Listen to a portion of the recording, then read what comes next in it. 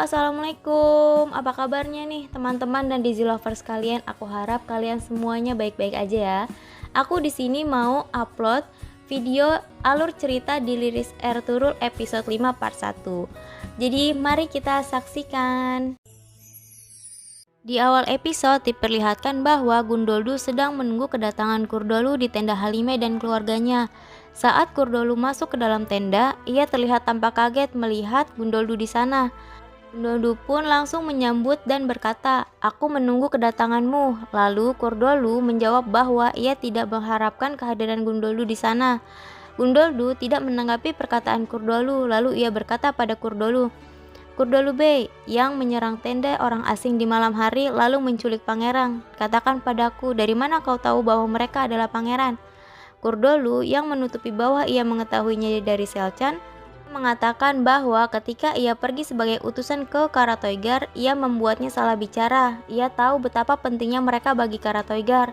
Tidak percaya dengan kata-kata Kurdolu, Gundoldu pun mengatakan pada Kurdolu bahwa ia adalah pembohong. Lalu Kurdolu segera menjawab, "Kau bertanya dan aku menjawab, kutuklah orang yang menanamkan benih keraguan dalam dirimu." Dengar kata-kata itu, Gundoldu pun mengingat di mana ia menceritakan tentang pangeran pada Selcan. Gundoldu akhirnya kembali ke tendanya. Melihat ada sesuatu yang tidak beres dari raut muka Gundoldu, Selcan pun menghampiri Gundoldu, lalu bertanya, "Apa sesuatu terjadi?" Lalu dengan kemarahannya, Gundoldu langsung bertanya pada Selcan, "Apa kau yang memberitahu Kurdolu bahwa Numan dan anaknya adalah pangeran?" Selcan pun langsung menyangkalnya, tapi Gundoldu tampak tidak percaya padanya. Lalu ia berkata, "Berhenti menyangkalnya, apa kau yang memberitahunya atau bukan?" Selcan yang tidak mau memberitahu kebenarannya, ia malah bertanya kepada Gundoldu, "Apa yang kau bicarakan? Kenapa kau begitu marah?" Gundoldu pun menjelaskan bahwa Kurdolu mengetahui mereka adalah pangeran. Selcan pun mengatakan apa yang dilakukan Kurdolu. Gundoldu pun mengatakan bahwa ia tidak tahu, tapi Kurdolu berniat menangkap mereka. Lalu Selcan bertanya keberadaan pangeran. Gundoldu mengatakan bahwa mereka bersama dengan Ertugrul. Lalu ia teringat perbincangannya dengan Ertugrul bahwa ia menyerahkan piagam yang akan diserahkan kepada Sultan dan menyuruh Ertugrul untuk menyerahkannya. Awalnya Ertugrul menolaknya. Ia mengatakan bahwa ayahnya memberikan tugas ini kepada kakaknya Gundoldu. Gundoldu pun mengatakan pada Ertugrul, "Aku tahu saudaraku, dan sekarang aku memberikannya kepadamu. Mari kita lakukan yang terbaik Ertugrul. Bukankah kau orang yang bilang padaku, kau yang memerintahkan dan aku yang berburu?" Lalu di tenda Kurdolu, Alpargu sedang memberikan laporan bahwa Ertugrul dan kesatrianya sudah pergi. Lalu Kurdolu menyuruh Alpargu untuk mengumpulkan orang kepercayaan dan mengirim mereka untuk mengejar Ertugrul. Ertugrul bersama dengan pasukannya, Halime dan keluarganya sedang dalam perjalanan menuju Aleppo. Lalu merasa diikuti, tiba-tiba Ertugrul berhenti. Lalu ia memerintahkan Turgut untuk pergi terlebih dahulu bersama Halime dan pangeran. Sedangkan ia, Doan, dan Bamsi tetap diam di posisi mereka menunggu kedatangan orang yang sedang mengikuti mereka. Ternyata mereka adalah ksatria yang diperintahkan Kurdolu. Namun salah satu dari mereka melepaskan anak panah mereka ke arah Ertugrul. Doan pun yang tidak terima bayinya dipanah olehnya mengatakan, "Dasar tak punya otak, kesopanan macam apa ini? Apa maksud melepaskan anak panah ke arah Ertugrul Bey?"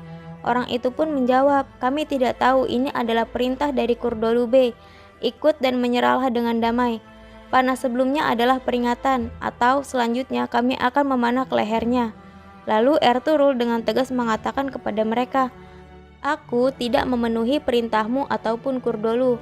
Aku memenuhi tradisi dari leluhurku. Jika Kurdolu mengirim 1000 orang sepertimu pun, aku tidak akan mengkhianati siapapun yang berlindung padaku." Dan ternyata dari kejauhan Titus dan pasukannya menyaksikan kericuhan itu. Pasukan Kurdolu pun mulai menyerang Ertugrul dan kesatrianya. Namun yang terjadi, pasukan Kurdolu tak berdaya untuk melawan mereka. Tanpa adanya pertumpahan darah, Ertugrul dan kesatrianya berhasil menang melawan mereka. Lalu mereka mengikat pasukan Kurdolu di tempat dan pergi menyusul Halime dan lainnya. Setelah kepergian Ertugrul, pasukan Templar pun datang ke tempat pasukan Kurdolu. Lalu dengan sadis mereka pun membunuh mereka. Namun ada satu orang yang disisakan oleh mereka. Titus pun mengatakan padanya, satu-satunya cara ia untuk selamat adalah mengatakan padanya kemana Ertugrul akan pergi, dan ia akan bebas. Akhirnya orang itu pun mengatakan bahwa Ertugrul akan pergi ke Aleppo.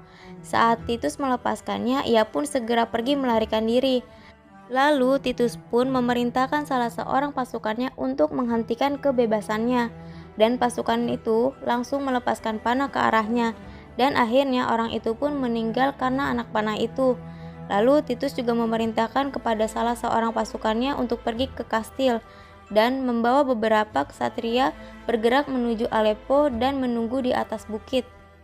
Lalu di tenda suku Kai, Delidemir datang ke tenda Gundoldu dan membangunkannya.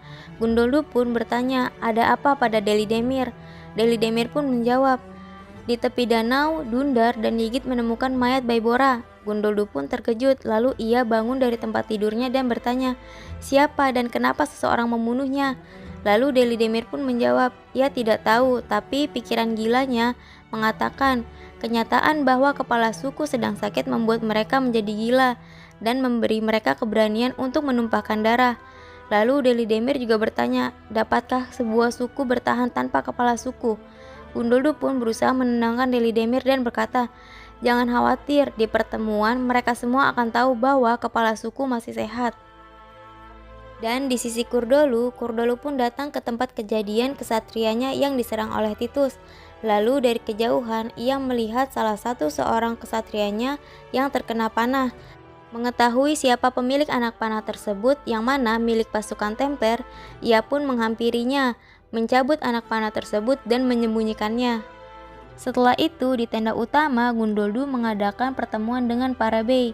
Gundoldu pun langsung bertanya pada Kurdolu, Kurdolu bey, belakangan ini tempat Baibora selalu kosong.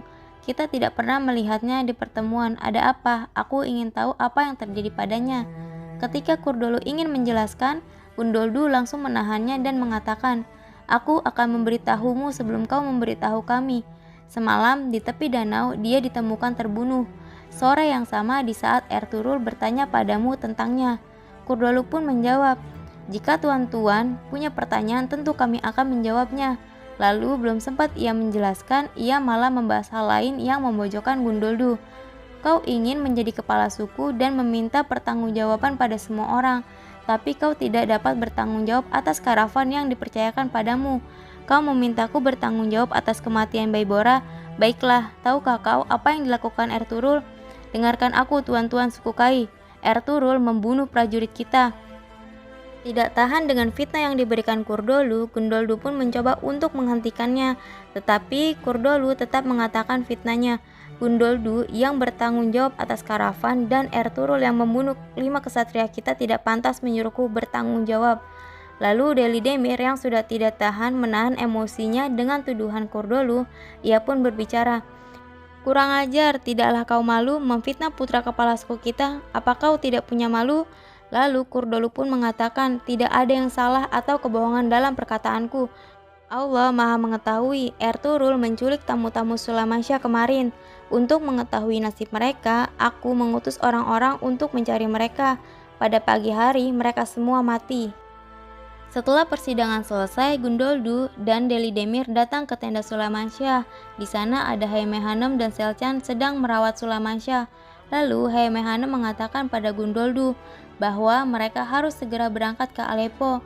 Gundoldu pun sepakat dengan Haime Hanem dan mengatakan, kita harus tiba di rumah baru sebelum kondisinya makin kacau. Delidemir pun juga menyetujuinya. Ia pun berencana untuk memperbaiki kereta tua supaya dapat membawa Sulamasya dengan nyaman. Gundoldu pun mengatakan terima kasih padanya dan juga mengatakan bahwa ia tidak bisa pergi bersamanya karena di perkemahan sedang dalam masa sulit.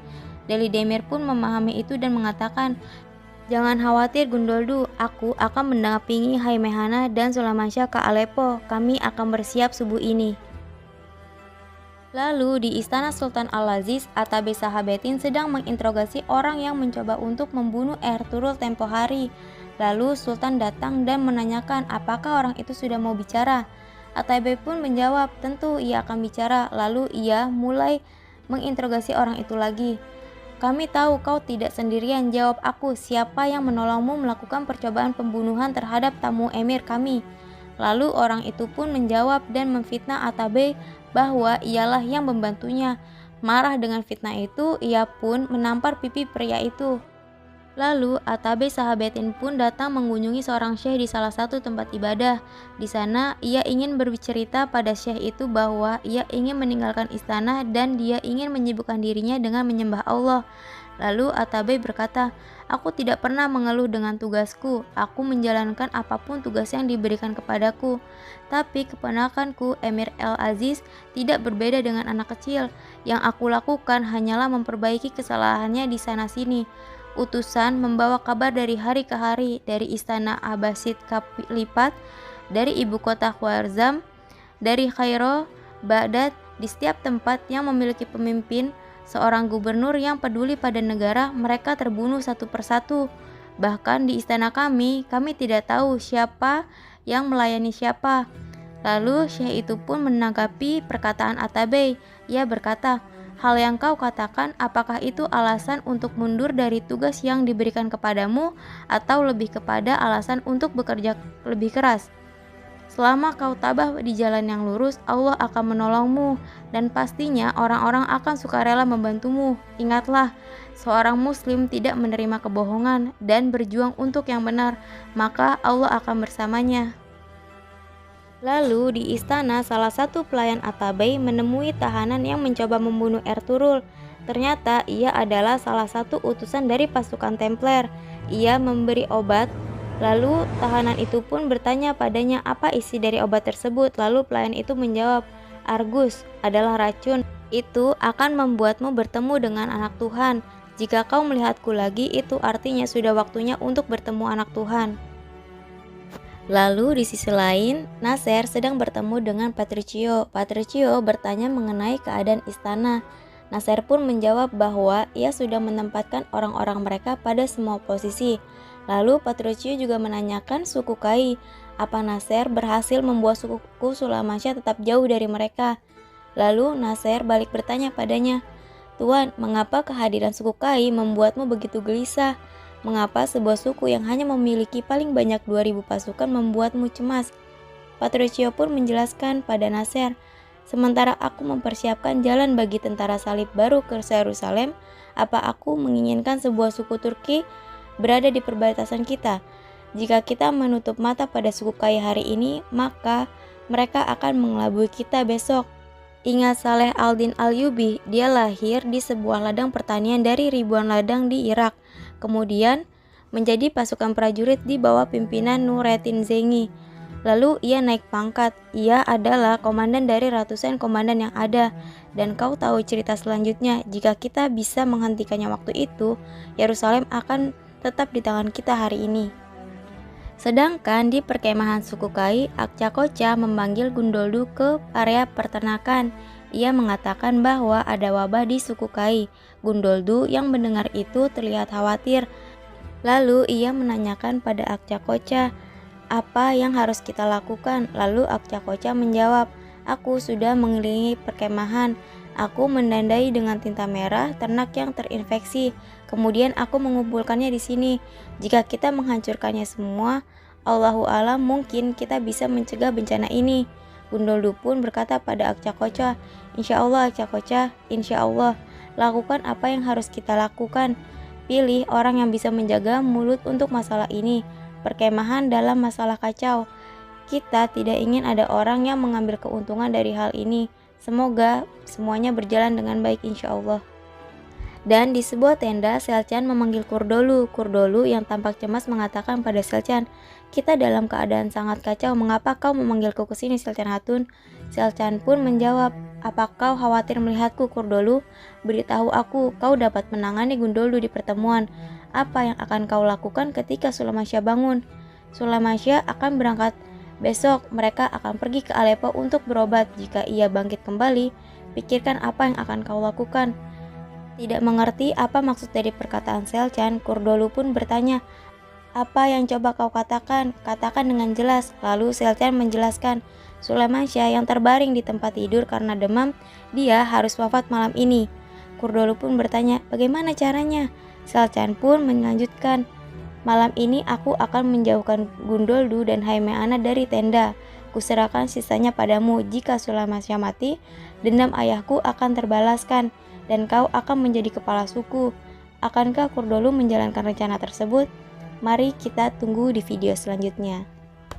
Terima kasih udah nonton episode 5 part 1. Jangan lupa subscribe, klik loncengnya, terus like dan komen juga ya. Thank you.